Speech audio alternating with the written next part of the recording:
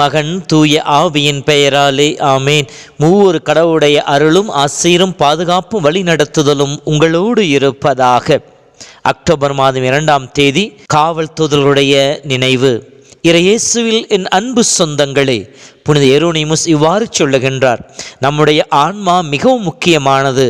அதை பாதுகாக்க இறைவன் நம் ஒவ்வொருவருக்கும் ஒரு காவலரை நியமித்திருக்கின்றார் என்று சொல்லி, இந்த காவல் தூதர்கள் நம்மை கண்காணிப்பவர்களாக, நமக்கு துணை புரிபவர்களாக இறைவனால் கொடுக்கப்பட்டவர்கள். இந்த தூதர்கள் என்பவர்கள் யார் என்று சொல்லி பார்க்கின்ற பொழுது, தூதர்கள் கடவுளுக்கும் மனிதனுக்கும் இடைப்பட்டவர்கள். கடவுளுடைய செய்திகளை மனிதனுக்கு கொண்டு வந்து இறைவனுடைய திட்டங்களை வெளிப்படுத்தி காட்டக்கூடியவர்கள். இவர்களை பற்றி புனித அகஸ்தீனார் இவ்வாறு சொல்லுகின்றார்: கடவுள் முன் எப்போதும் நின்று அவரை புகழ்பவர்கள், கடவுள் விடுக்கும் கட்டளைகளை நிறைவேற்றுபவர்கள், தீமையிலிருந்து நம்மை பாதுகாப்பவர்கள், இறை திருவுளத்திற்கேற்ப நம்மை வழி நடத்துபவர்கள், நாம் தவறும் தருணத்தில் நம்மை எச்சரிப்பவர்கள் என்று சொல்லியிருக்கின்றார்.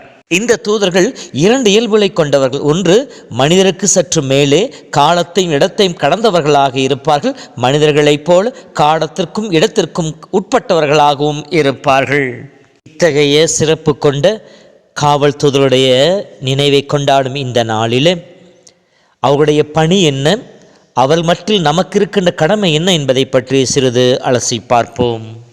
இந்த திருவிழாவின் பின்னணியை பார்க்கின்ற பொழுது, இந்த விழாவானது 16ஆம் நூற்றாண்டிலிருந்தே கொண்டாடப்பட்டு கொண்டு இருக்கின்றது. சிறப்பாக 1582 ஸ்பெயின் நாட்டில் தான் முதலாக இதற்கு விழா எடுக்கப்பட்டது. 1608 அப்போதைய திருத்தந்தை 5ஆம் பவுல் என்பவர் மக்களிடையே இந்த விழாவை அதிகமாக கொண்டு போய் சேர்த்தார். திருத்தந்தை 10ஆம் கிளமெண்ட் இவ்விழாவினை அக்டோபர் 2ஆம் தேதி அன்று கொண்டாடப்பட வேண்டும் என்று சொல்லி பணித்தார். திருத்தந்தை 13ஆம் சிங்கராயரோ இந்த விழாவை பெருவிழாவாக கொண்டாட திருச்சபைக்கு அங்கீகாரத்தை அளித்தார். அன்று முதல் இன்று வரை அதிதூதர்களான புனித மிக்கேல் கபேல் ரபேல் அவர்களுக்கு அடுத்த திருவிழாவாக கொண்டாடப்பட்டு கொண்டிருக்கின்றது. இந்த விழாவின் சிறப்போடு இந்த விழாவின் மையமாயிருந்த காவல் தூதர்கள் பணிகளை காண்கின்ற பொழுது, முதன்மையான பணியாக காட்டப்படுவது அவர்கள் நம்மை காக்கின்றவர்களாக இருக்கின்றார்கள். நம் ஒவ்வொருவரையும் தீமையிலிருந்தும் பகைவனின் பிடியிலிருந்தும் காப்பவர்களாக நம்முடைய காவல் தூதர்கள் செயல்படுகிறார்கள். இதைத்தான் திருப்பாடல் 91:11 நீ செல்லும் இடமெல்லாம் உன்னை காக்கும்படி தம் தூதருக்கு கட்டளையிட்டிருக்கின்றார், உன் கால் கல்லில் மேல் மோதாதபடி அவர்கள் தங்கள் கைகள் தாங்கிக் கொள்வார்கள் என்று சொல்லப்பட்டிருக்கின்றது. நம்முடைய காவல் தூதர்கள் நம்மை கண்காணிப்பவர்களாக, நம்மை பாதுகாப்பவர்களாக இருக்கின்றார்கள். சிறந்த உதாரணம் பார்க்கின்ற பொழுது 2 அரசர்கள் புத்தகம் 6ஆம் அதிகாரத்திலே படிக்கின்ற பொழுது, சீரிய அரசன் இஸ்ராயேல் மீது படையெடுக்க எத்தனிப்பான், எலிசா வழியாக அந்த முயற்சியானது முறியடிக்கப்படும். இதை கேட்டவுடன் சீரிய அரசன் கோபம் கொண்டு எலிசாவை கைது செய்து தன் படைவீரர்களை அனுப்புவான். காலையிலே தோத்தானிலே இருந்த அந்த எலிசாவை அவர் இருந்த இடத்தை சுற்றி சிறிய படை சூழ்ந்து நிற்கின்ற பொழுது, எலிசாவுடைய வேலையால் கேகசி வெளியே வந்து பார்க்கின்ற பொழுது, தன்னை சூழ்ந்து பெரும் படை இருப்பதை கண்டு அலறி அடித்து கொண்டு போய் தன் தலைவரிடம் எடுத்துச் சொல்ல, அப்பொழுது அவர் சொல்லுகின்ற வார்த்தை 2 அரசர் 6:16 அஞ்ச வேண்டாம், அவர்களோடு இருப்பவர்களோட நம்மோடு இருப்பவர்கள் அதிகம் என்று சொல்லுவார். அப்பொழுது எலிசா கடவுள் நோக்கி மன்றாட, கேகசியின் கண்கள் திறக்கப்பட குதிரையிலே வீரர்கள் தங்களை சூழ்ந்து இருப்பதை அவர் காண்பார். இதுதான் கடவுள் நமக்கு கொடுக்கின்ற காவல் தூதருடைய பணி. நம்மை சூழ்ந்து வருகின்ற எல்லா விதமான ஆபத்துக்களிலிருந்து நம்மை காப்பவர்களாக, நமக்கு துணை புரிபவர்களாக இருக்கின்றார்கள். 2ஆவதாக, காவல் தூதர்கள் வழி நடத்துகின்றார்கள். தீமையிலிருந்து நம்மை காப்பது மட்டும் அவருடைய பணி அல்ல, மாறாக நம் ஒவ்வொருவரையும் நல்வழியில் வழி நடத்தவும் அவருடைய தலையான கடமையாக இருக்கின்றது. விடுதலை பயணம் 23:20 வழியில் உன்னை பாதுகாக்கவும் நான் ஏற்பாடு செய்துள்ள இடத்திற்கு உன்னை கொண்டு போய் சேர்க்கும். இதோ நான் உனக்கு முன் ஒரு தூதரை அனுப்புகின்றேன் என்று மோசேவுக்கு இறைவன் வாக்குத்தத்தம் கொடுப்பதாக இருக்கின்றது. விடுதலை பயணிகள் 32-34 என் தூதர் உனக்கு முன் செல்வார் என்று சொல்லி மீண்டும் அதை நினைவுபடுத்துகின்றார். உதாரணம், எண்ணிக்கையில் 22 வெடிக்கின்ற பொழுது இஸ்ரேல் மக்கள் வளர்ச்சியை கண்டு பயந்த கலங்கி போன பாலாக்கு பிழையாமை அவர்களை சபிப்பதற்காக அழைக்கின்றார். இப்படி பிழையாம் கிளம்பி செல்லுகின்ற பொழுது வழியிலே காவல் தூதர் வாளோடு நின்று கொண்டிருக்கின்றார். கழுதை அதை கண்டு கொண்டது. முதலிலே பாதி விலகி வயலுக்குள் ஓடுகின்றது. சுவரோடு சுவராக தேய்த்து அவருடைய காலை நசுக்குகின்றது. மூன்றாவதாக பிழையாமுக்கு அடியிலே அந்த கழுதை படுத்துக் கொள்ளுகின்றது. அப்பொழுது மீண்டும் அடிக்கின்ற பொழுது கழுதை பேசுகின்றது. நான் உன்னுடைய கழுதை அல்லவா, இதுவரை இப்படி செய்திருக்கின்றேனா என்று சொல்லி அந்த கழுதை அவரோடு பேசி கொண்டிருக்கின்ற பொழுது அவருடைய கண்கள் திறக்கப்பட அவர்களுக்கு முன்னால் தூதர் வாளோடு நின்று கொண்டிருக்கின்றார். அப்போது தூதர் சொல்லுகின்ற வார்த்தை, என் பார்வையில் உமது வழிகள் தவறானவையாக இருக்கிறது என்று சொல்லி அவருடைய நிலையை அவருக்கு எடுத்துச் சொல்லி அவரை நல்வழிப்படுத்துவதாக அமைந்திருக்கின்றது. நம்முடைய காவல் தூதர்கள் நம்மை வழிநடத்தி நாம் செல்ல வேண்டிய, நாம் செய்ய வேண்டிய காரியங்களை நமக்கு சொல்லிக் கொடுப்பவர்களாக இருக்கின்றார்கள். மூன்றாவதாக நம் ஒவ்வொருவருக்காகவும் பரிந்து பேசுபவர்களாக இருக்கின்றார்கள். பாதுகாப்பதும் வழிநடத்துவதும் மட்டுமல்ல, மாறாக நமக்காக தந்தையிடம் பரிந்து பேசுபவர்களாக இருக்கின்றார்கள். ஏனெனில் அவர்கள் என்றும் நம்மோடு இருக்கின்றார்கள், நம்மோடு நடப்பவர்களாக இருக்கின்றார்கள், நம்மிலே இருக்கின்ற அனைத்தையும் அறிந்தவர்களாக இருக்கின்றார்கள்.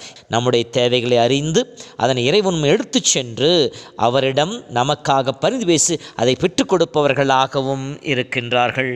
இவ்வாறு நம்மை கண்காணிக்கின்ற, நம்மை பாதுகாக்கின்ற, நம்மை வழிநடத்துகின்ற, நமக்காக பரிந்து பேசுகின்ற நம்முடைய காவல் தூதருடைய விழாவை கொண்டாடுகின்ற நாளிலே அந்த காவல் தூதரிடம் நமக்குள்ள கடமை என்ன என்று சொல்லி பார்க்கின்ற பொழுது, நம்மேல் அக்கறை உள்ள கடவுள் நம் ஒவ்வொருவருக்காகவும் காவல் தூதர்களை அனுப்பியிருக்கின்றார், தந்திருக்கின்றார். ஆகவே நாம் கடவுளுக்கு நன்றி செலுத்துபவர்களாக, அவரை புகழ்ந்து போற்றுபவர்களாக இருக்க வேண்டும். அந்த நம்மீது அன்பு கொண்ட கடவுளுக்கு ஏற்ற விதத்திலே நம் வாழ்வை அமைத்து கொள்பவர்களாக இருக்க வேண்டும். அப்படி அமைத்து கொள்ளுகின்ற பொழுது நாம் செய்ய வேண்டியது, விடுதலை பயனுள் 23:20 மோசேக்கு சொன்ன வார்த்தைகள் தான் நமக்கு கட்டளையாக கொடுக்கப்பட்டிருக்கின்றது. அவர் முன் எச்சரிக்கையாக இரு, அவர் சொற்கேட்டு நட, அவரை எதிர்ப்பவனாய் இராதே என்று சொல்லப்பட்டிருக்கின்றது. ஆகவே நாம் தனியாக இல்லை, நம் காவல் தூதர் நம்மோடு இருக்கின்ற எச்சரிக்கையை நாம் ஒவ்வொரு நாளும் ஒவ்வொரு நிமிடமும் நம்மிலே கொண்டிருக்க வேண்டும். எப்படி அவருக்கு செவி கொடுப்பது? நாம் ஆழ்மனதோடு பேசி ஆண்டவருடைய அந்த தெய்வீக கிருபையை பெறுகின்ற பொழுது நம்மை வழிநடத்துகின்ற காவல் தூதருடைய வழிகாட்டுதலை நாம் நிறைவாக பெற்றுக்கொள்ள முடியும்.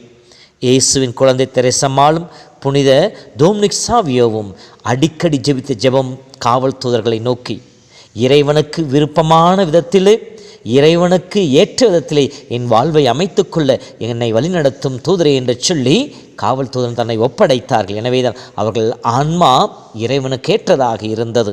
நாமும் நம்மை அந்த காவல் தூதர் கரங்களை ஒப்பு கொடுத்து அவருடைய செயல்பாட்டுக்கு ஏற்றார் போல நாம் நடக்கின்ற பொழுது நாம் நிச்சயமாக இறைவனுக்கு உகந்த வாழ்வை நம்மால் வாழ முடியும். அத்தகைய அருளை கேட்போம். இப்போது நாம் அனைவரும் சேர்ந்து அந்த காவல் தூதர் ஜெபத்தை ஜெபிப்போம். எனக்கு காவலாய் இருக்கின்ற இறைவனுடைய சம்மனசானவரை, தெய்வீக கிருபையால் உம்மிடத்தில் ஒப்புவிக்கப்பட்ட எனக்கு ஞான வெளிச்சம் கொடுத்து என்னை காத்து வழி நடத்தி ஆண்டருளும். ஆமேன். இதை ஒவ்வொரு நாளும் அதிகாலையில் ஜெபித்து காவல் தூதர்கரங்கள் நம்மையும் அந்த நாளையும் நம் ஆன்மாவை ஒப்பு கொடுத்து அந்த நாளின் எல்லா செயல்பாடுகளும் பங்கெடுப்போம்.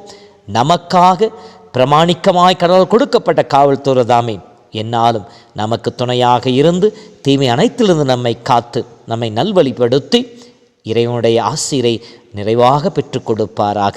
புனித காவல் தூதர்களே, எங்களுக்காக வேண்டிக் கொள்ளுங்கள். ஆண்டவர் உங்களோடு இருப்பாராக. எல்லாம் வல்ல இறைவன் தந்தை, மகன், தூய ஆவியின் பெயராலே ஆமேன்.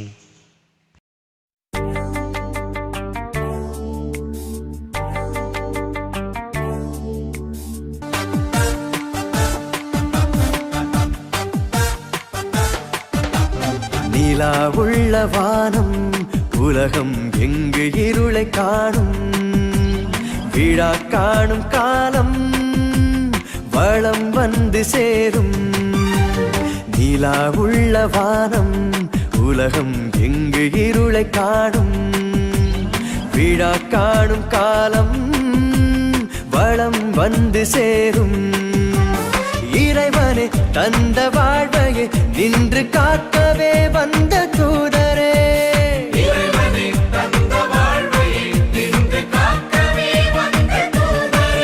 நீர் கடவுளின் ஒளியோ ஏழையின் வழியோ